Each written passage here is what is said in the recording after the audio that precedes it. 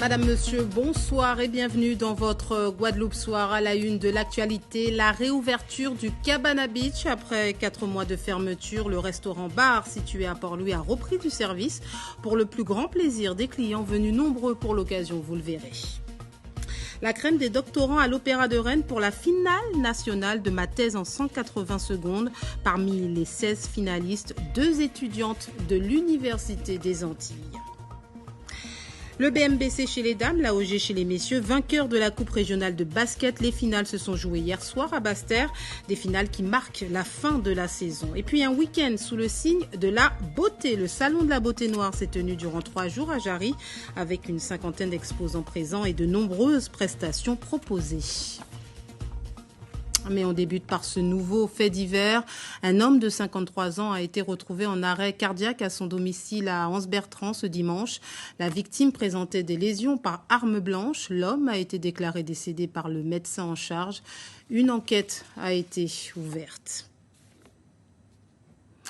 C'est une réouverture qui était très attendue après 4 mois de fermeture administrative. Le restaurant-bar Cabana Beach, situé à Port-Louis, a donc repris du service depuis hier pour le plus grand plaisir des clients venus nombreux. Lydia Quérin, Ludovic Guédu. Chacun à son poste, tout doit être fin prêt pour le service du midi. Hop là, du coup j'ai la bouteille d'eau plate. Voilà 4 mois que le Cabana Beach n'avait pas connu une telle effervescence. En cause, un arrêté préfectoral daté du 2 février dernier stipulant une fermeture administrative temporaire de l'établissement. Alors, pour la réouverture, les gérants ont mis les petits plats dans les grands. Ils ont recruté du personnel supplémentaire comme Médine. Bon, ça se passe bien, hein. Tranquille. Ça va, ça bouge, mais c'est calme pour l'instant. Parmi les clients ce jour-là, beaucoup d'habitués. Certains avaient soutenu le Cabana Beach sur les réseaux sociaux et signé une pétition en ligne. J'avais vu sur les réseaux justement que il y avait une histoire sur la fermeture par rapport, je pense, au lieu où c'était situé. Et du coup, quand j'ai vu sur l'annonce que c'était réouvert, donc j'ai voulu venir voir justement ce que ça avait donné. On nous a expliqué un peu ce qui s'était passé ici, qu'il y avait eu une fermeture. Et clairement, on n'a pas compris pourquoi, parce que tout s'est très très bien passé et on a vraiment kiffé le moment jusqu'au bout, quoi. Aujourd'hui, Nicolas Semar souhaite aller de l'avant. Il livre sa vérité. On a pris les 4 mois de fermeture, une fermeture injuste. On a purgé notre peine, on va dire. Et là, on est réouvert et j'ai envie de te dire, c'est derrière nous et on continue. C'est les jeunes de Port-Louis, exclusivement des jeunes de Port-Louis, qui ont fait tout le réaménagement du Cabana Beach. Donc c'est un petit clin d'œil pour eux, parce qu'aujourd'hui, c'est leur ouverture aussi. Hors de question pour le propriétaire des lieux de revenir sur le bras de fer qui l'oppose à la municipalité. Il n'y a plus de polémique. Il n'y a plus de polémique. Non. Avec le maire, c'est réglé. Il n'y a plus de polémique. On a invité monsieur le maire à venir pour la réouverture, donc il n'y a plus de polémique. Il est venu? Comment? Il est venu? Ben, on n'est pas encore. Réouverture, c'est samedi, dimanche, donc il faut lui donner le temps quand même. Dans cette histoire, la municipalité de Port-Louis indiquait dans un communiqué que le Cabana Beach occupait un espace public fragile et protégé. Contactée, elle n'a pas donné suite à notre demande d'interview. Eux avaient 180 secondes pour expliquer le réchauffement climatique ou encore élaborer un plan pour lutter contre la maladie d'Alzheimer. Ces doctorants brillent par leur façon de vulgariser la science. La finale de ma thèse en 180 secondes avait lieu à l'Opéra de Rennes cette semaine et 2 représentantes de l'Université des Antilles y participaient. Thierry Lersin, Denis Rousseau-Caplan.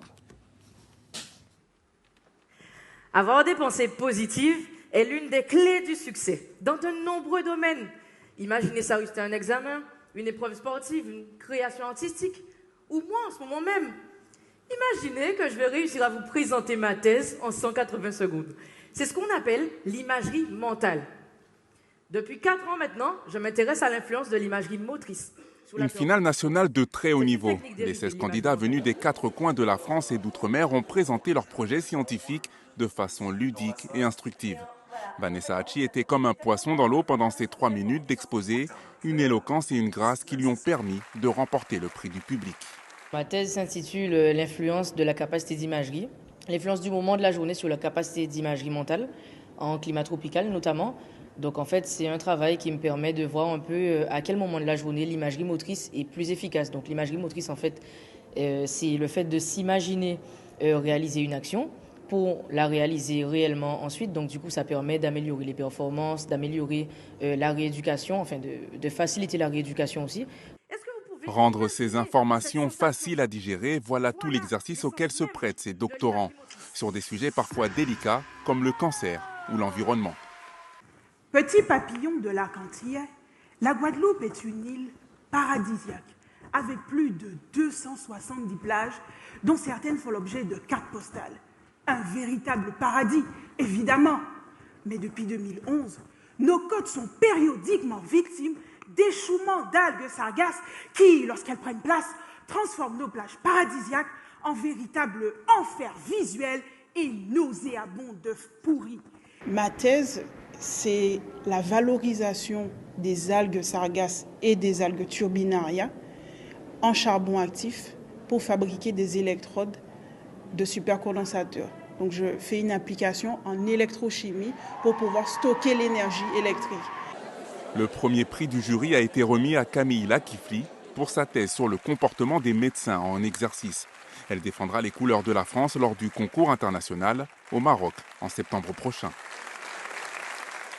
Eux aussi ont brillé par leur talent d'orateur. 28 jeunes élèves de différents établissements scolaires de Guadeloupe ont rivalisé de talent pour convaincre et émouvoir les 7 membres du jury lors de la finale du premier concours régional d'éloquence Viva Vox, organisé par l'Appel de Guadeloupe. C'était hier à l'Université des Antilles. Des prestations qui ont demandé plusieurs semaines de préparation, comme nous l'explique Sylvie Rosier, la présidente de l'Appel de Guadeloupe, au micro de Ludovic Guédu. On a 28 candidats aujourd'hui avec 3 catégories, les 6e, les autres collégiens de la 5e à la 3e et les lycéens. Donc avec 3 thèmes, donc pour les 6e, la liberté, les réseaux sociaux pour les autres collégiens et l'amour et l'amitié pour les lycéens. Pourquoi on va mis en place le concours d'éloquence? Pour valoriser nos jeunes et leur montrer qu'ils peuvent faire preuve d'éloquence et que ça va leur servir dans la vie.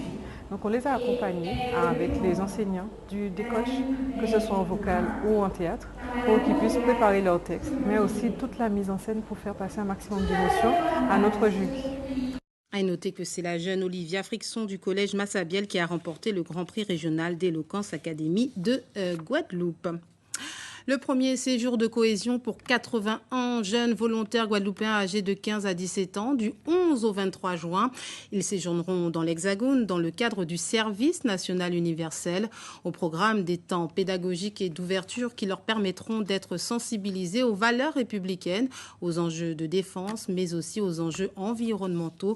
Ils ont été reçus hier par la rectrice et le préfet avant leur départ. Et réciproquement, 80 jeunes venus de l'Hexagone sont arrivés, eux, cet après-midi en Guadeloupe pour également effectuer leur séjour de cohésion, 12 jours durant lesquels plusieurs activités leur seront proposées autour du développement durable ou encore de la mémoire. Carole Lagrand, chef de projet régional pour le service national universel, nous en dit plus.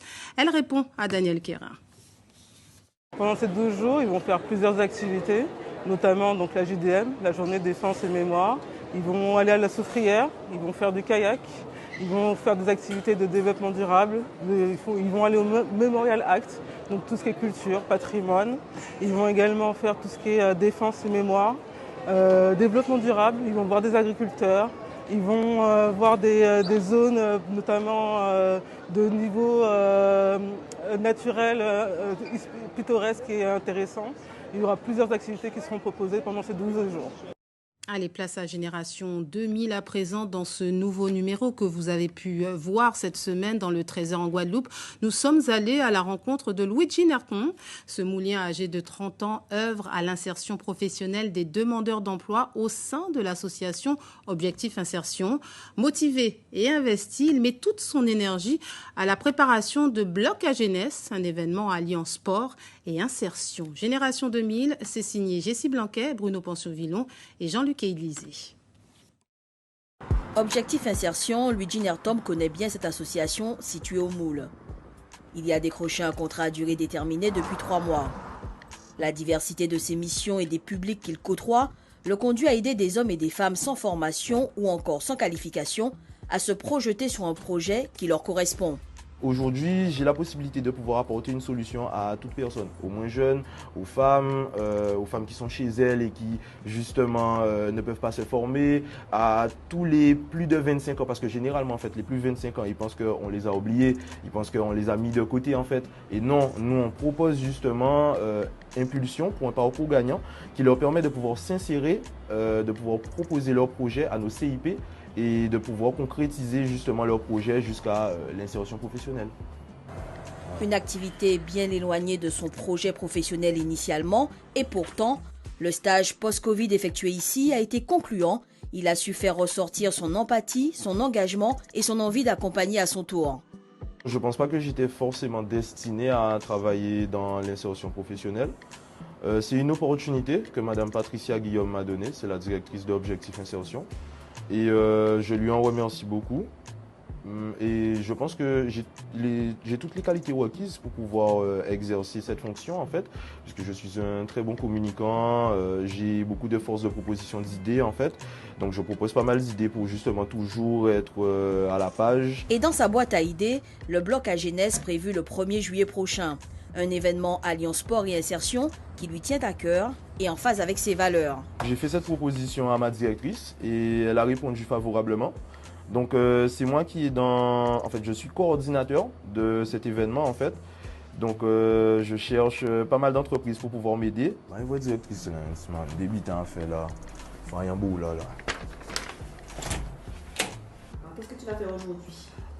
Justement, je dois me rendre dans le bourg pour aller justement faire un petit affichage, aller récupérer justement des dons par rapport au bloc à jeunesse pour voir qu'est-ce qu'on a et qu'est-ce qu'on n'a pas, pour voir justement quelles demandes on doit faire ultérieurement. Lorsque vous faites des actions pour les jeunes, il faut quelqu'un qui puisse avoir suffisamment d'énergie, de dynamisme et qui puisse mobiliser au maximum de partenaires pour nous suivre, parce qu'on ne peut pas faire un projet comme ça seul. Il faut des gens qui puissent nous accompagner sur l'organisation et sur quelle stratégie mettre en place réellement pour pouvoir communiquer au maximum et faire venir les jeunes vers nous. Luigi porte bien son surnom à Les Verts. Quel que soit le retour de ses interlocuteurs, il fait preuve d'abnégation et ne retient que les victoires. Je vous remercie. C'est bon pour vous? C'est suffisant? Oui, bien sûr. Merci à vous. Il n'y a pas de souci. Et on remercie encore Carrefour Market. Il n'y a pas de problème. À très bientôt. Bon courage. Merci. C'est une très bonne satisfaction de savoir que Carrefour Market nous a suivis. Et voilà, pour moi, c'est une première victoire en fait. J'espère qu'il y en aura d'autres. Il poursuit sa mission en allant à la rencontre des jeunes, sa cible principale. Justement, le bloc à jeunesse, c'est moi qui ai organisé ça. Merci. Donc voilà, donc c'est ça qu'on a organisé pour ces petits jeunes. Après longtemps, on futsal pour des fêtes en gymnase là. Donc justement, moi encore organisé, c'est vers la ville. Vous comprenez, à l'ancienne ça déjà fait, mais l'autre ça vaut fait. Créer cette opportunité pour eux, leur ouvrir justement des possibilités, leur montrer que justement ce n'est pas fermé. C'est pas fermé parce que généralement quand on est là en fait on pense que rien ne nous est acquis, qu'on n'a pas de droits en fait. Et moi avec Impulsion pour un parcours gagnant, je leur montre que justement ils ont des droits s'ils habitent dans les quartiers prioritaires. Ils en ont. Et moi je vais leur donner l'information en fait. C'est ça, c'est le savoir qui est tout. Issu lui-même d'un quartier difficile, il sait ô combien l'importance de l'approche pour emporter une écoute et une adhésion. Ok, vous pouvez mettre ça sur statut, ma famille là, pas de problème. Oui, mais c'est important. Il y a carré même, carré. On poursuit avec quelques infos pratiques. Notez qu'en raison du maintien de l'interdiction de l'ARS de consommer l'eau, la restauration scolaire ne pourra être assurée ce lundi dans les écoles de Sainte-Anne. Et ce, jusqu'à la levée de l'interdiction. Le maire informe les parents qui le peuvent qu'ils sont invités à fournir un repas froid. Et puis notez aussi que des travaux de sécurisation et de mise hors d'eau d'une durée de 6 mois auront lieu sur la voie verte de Jarry dès demain. Conséquence, la circulation sera modifiée dans les deux sens entre le carrefour de la rue Thomas Edison et le carrefour de la rue Henri Becquerel. Il est donc conseillé d'anticiper vos déplacements sur la zone. Allez, du sport avec les finales de basket de la Coupe du Conseil régional. C'était hier soir à Basse-Terre. Chez les dames, la coupe revient aux Bémaotiennes du BMBC qui ont remporté la finale face aux Gauzériennes du GGB sur le score de 45 à 38. Et chez les hommes, c'est l'AOG qui remporte la Coupe du Conseil régional. Les Goubériens ont battu le champion de la Guadeloupe en titre, l'Étoile de l'Ouest, 65-60, à l'issue d'un match d'un bon niveau technique. Le résumé avec Daniel Marius et Ludovic Guédu. Un début de match à l'avantage des Goubériens qui mettent en place de belles combinaisons. Mais attention, en face on parle de l'EDO, l'équipe la plus expérimentée du département. En deuxième période, l'EDO multiplie les mauvais choix. Comme ici. Les Pointe-Noiriens se font de suite sanctionner par l'AOG qui prend le large au tableau d'affichage. L'Étoile de l'Ouest va tenter de revenir en fin de match. Mais c'est sans compter sur des Goubériens en mode guerrier. Ils ne lâchent rien et remportent cette finale. Je les ai gardés en haleine un petit peu parce que, comme je disais, quand on a tendance à voir que Cayol n'est pas là, on a tendance à le relâcher. Mais l'Étoile de l'Ouest, c'est une équipe qui a beaucoup d'expérience, beaucoup de métiers. La preuve, vous avez vu à la fin du match, alors qu'on a mené 12 points. Donc c'était très bien qu'on mène pour le mental de l'équipe. Mais aussi, la saison a été longue. Et la dernière édition, ils étaient qualifiés pour la demi-finale. On n'a pas pu la jouer par rapport au Covid. Ils se retrouvent en finale, ils gagnent la finale. Ils le méritent quand même. Après une bonne saison de basket, place à des vacances bien méritées pour revenir en septembre avec encore plus de détermination. Voilà pour ce résumé commenté par Jérôme Boécas des finales qui marque donc la fin de la saison de basket en Guadeloupe. La saison des compétitions de surf, elle aussi, se termine sur la troisième manche de la Timoun Tour, organisée par le Poyo Surf Club. Une participation record avec une centaine de participants, filles et garçons, qui ouvrira la porte des compétitions dans l'Hexagone durant les grandes vacances pour les mieux classés d'entre eux. Le reportage sur la plage du Helleu de Rémi de France. Petite condition de houle pour cette dernière épreuve de la saison de surf. Idéal cependant pour tous ces petits surfeurs, la Timoun Tour étant réservée aux moins de 12 ans. Pour les plus confirmés, un peu de frustration. Petite, molle, compliquée. C'est pas super, mais bon, c'est rigolo quand même. J'ai fait les 2 dernières étapes. C'est une bonne ambiance, c'est rigolo et c'est pour retrouver les amis aussi. À peine sortie de l'eau, séance débriefing avec maman. C'était très chouette, hein. Elle a été très combative, elle a pris beaucoup de vagues, elle s'est quand même bien battue et les conditions n'étaient pas évidentes, donc je suis contente, c'était chouette. C'était bien, je me suis bien amusée, mais il n'y avait pas beaucoup de vagues, du coup c'était un petit peu compliqué. Cette compétition destinée aux jeunes surfeurs compte 3 catégories, 6-8 ans, 8-10 ans et 10-12 ans. Une entrée dans l'univers de la compétition destinée à les aguerrir pour la suite de leur parcours. C'est pour que les jeunes puissent rentrer dans le cadre de la compétition, qu'ils puissent comprendre un peu, qu'ils puissent s'initier vraiment aux règles de la compétition. Et depuis l'inscription, avec rechercher la couleur de leur lycra, leur temps de leur passage et aussi essayer de gérer leur stress. Ces jeunes compétiteurs sont là pour donner le meilleur d'eux-mêmes et la lutte dans l'eau est acharnée. Le format de cette Timoun Tour réunit tous les critères des compétitions nationales. Les compétitions de la Timoun Tour, chez les Benjamins notamment, comptent pour le classement national et permettent justement d'acquérir des points qui permettent d'aller aux compétitions nationales. Si la saison se termine en Guadeloupe, les plus chanceux de ces jeunes surfeurs pourront poursuivre leur saison cet été en métropole. Un bilan positif pour le premier salon de la beauté noire. Durant 3 jours, pas moins d'une 50aine d'exposants étaient présents au WTC à Jarry pour valoriser leur savoir-faire et mettre leurs compétences au service d'un public ravi. Paul-Henri Scoll, Daniel Quérin. La beauté noire, c'est l'intitulé de ce salon, une manifestation presse exclusivement visitée par la jeune féminine. Il est vrai qu'une majorité des stands leur est dédiée dans un pareil événementiel. Mais question, la beauté noire, est-ce une philosophie de vie, un état d'esprit ou une manière d'être? C'est quoi précisément? Je dirais que c'est une philosophie de vie, mais aussi un état d'esprit parce qu'on est fiers de porter notre afro. On est fiers de sortir aujourd'hui avec nos cheveux crépus, naturels, lâchés sans produit. C'est non seulement un état d'esprit, mais c'est aussi la mise en avant de tout ce qui fait du coup la femme noire, donc notre culture capillaire, les bijoux, les vêtements, tout ce qui nous ramène à nos racines en fait. Donc la culture, on y revient à la culture. Pour moi, la beauté, c'est d'abord l'être, sa personnalité. Si on met noir derrière, c'est vraiment la quintessence pour moi parce que c'est sublimer cette peau magnifique qui nous a été donnée. Et c'est aussi pouvoir bénéficier des meilleurs produits, des meilleures prestations pour gâter et chouchouter cette magnifique peau noire. En tout cas, la cinquantaine de professionnels mobilisés n'ont pas lésiné sur les moyens de séduction et démonstration pour attirer de nombreuses visiteuses. Je trouve que c'est intéressant d'y aller, c'est l'occasion de découvrir des prestataires différents. On n'a pas forcément le temps en semaine d'aller à droite à gauche et puis là on a un peu tout le monde sous la main, donc voilà. Nous sommes quand même relativement satisfaits.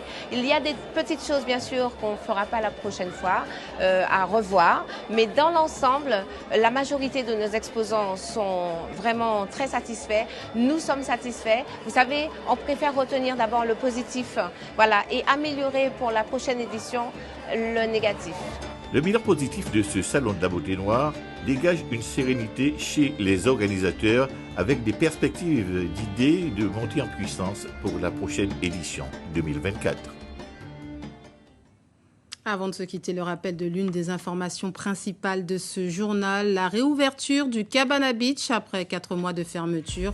Le restaurant-bar situé à Port-Louis a repris du service pour le plus grand plaisir des clients venus nombreux pour l'occasion depuis hier. C'est la fin de cette édition. Merci beaucoup de nous avoir suivis. Retour de l'information Radio 6h, Florence Péroumal. 6h15, la grande interview. L'invité de Claude Danican sera Claude Edmond, le maire de Gourbert. En télé, 13h, Edigo Lapcan. 19h, Christelle Théophile. Très belle soirée sur Guadeloupe la première et bon début de semaine à vous.